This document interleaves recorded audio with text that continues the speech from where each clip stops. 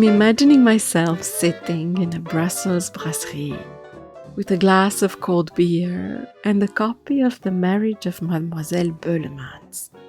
And I can't stop smiling. Every few pages I have to pause because I'm laughing too hard to continue.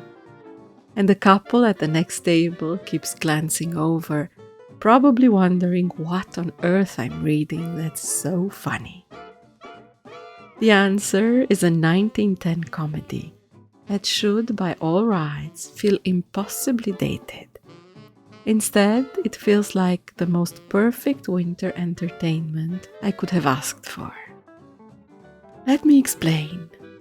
As someone whose French is very much the French of metropolitan France, proper, measured, with regional variations that I can master, encountering the Brussels dialect and humor of Fernand Wicheler and Frantz Fonson was like discovering an entirely new language, hiding inside one I thought I knew. The play is written in bruseleir, that wonderful mixture of French and Flemish that gives Brussels its particular flavor. And even reading it on the page, you can hear the music of it. The way the characters roll their words around, the rhythm that's completely unlike anything you'd hear in Paris. Within just a few pages, I was transported. Not to some grand theatrical spectacle, but to something warmer and more intimate. That turn-of-the-century Brussels atmosphere, where families gathered around dinner tables, where neighborhood brasseries were the center of social life. This is exactly what I need in December.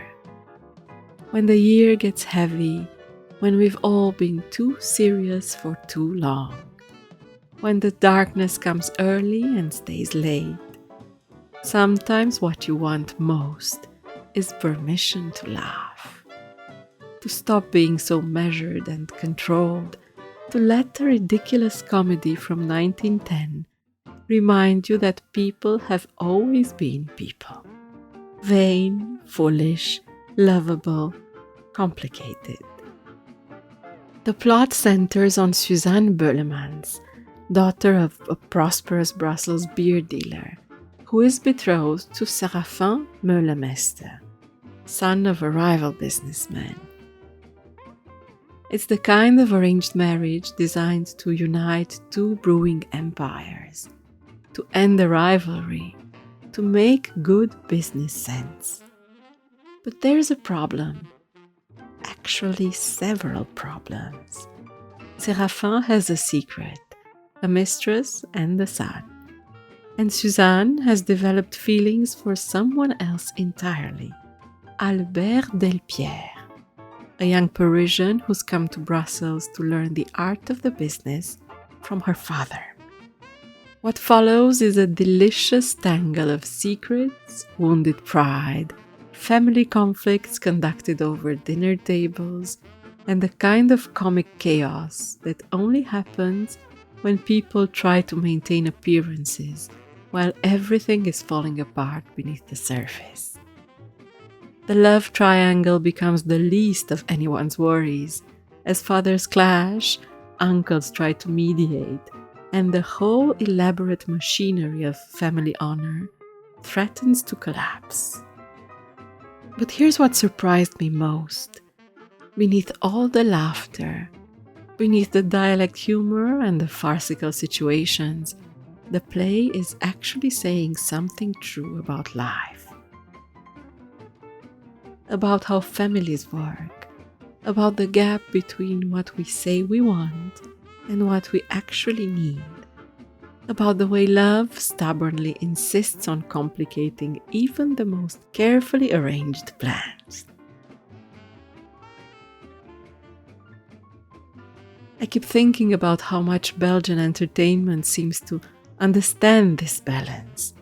Comedy that doesn't apologize for being funny, that doesn't feel the need to be cynical or dark to be taken seriously, but that still manages to capture something essential about human nature. The play became a phenomenon when it premiered. It ran for years, was adapted into multiple films, became part of Brussels' cultural identity. People quoted lines to each other, the characters became archetypes, and even now, reading it more than a century later, you can feel why. It's not just that it's funny, though it absolutely is. It's that it creates a world you want to spend time in, where the stakes are high enough to matter, but low enough that you know everything will work out, where the laughter comes from recognition rather than cruelty.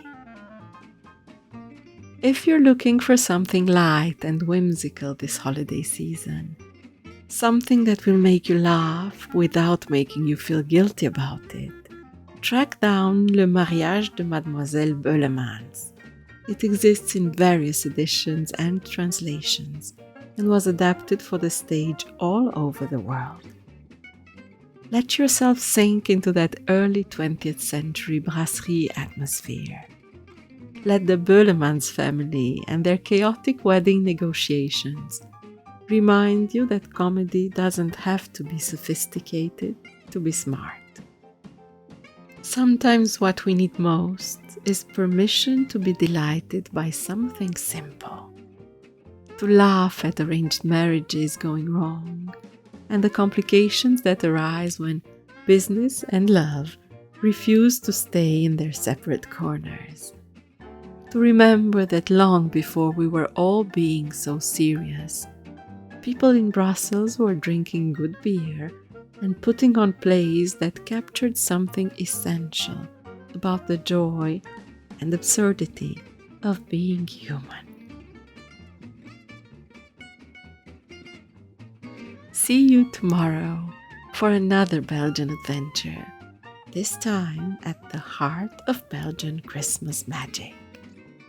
Until then, Merry Advent!